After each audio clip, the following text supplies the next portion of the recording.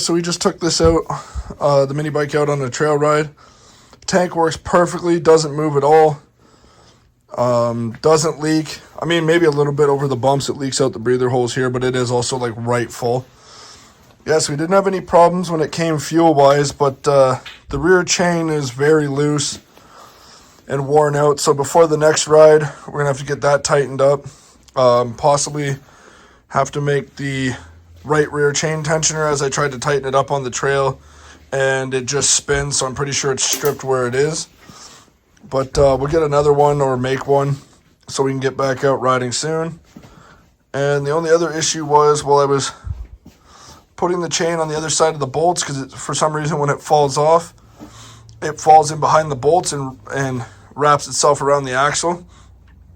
I noticed one of the bolts on the sprocket, bolting it to the hub on the back, is loose, so we're gonna have to pull the chain guard. I'll probably just end up pulling the wheel to deal with the chain tensioner anyway. Got to pull the axle out to get the chain tensioner off, so we'll do that. Get the rear sprocket tightened up, get a new chain tensioner like I said, get the chain tight and everything will be good for the next ride.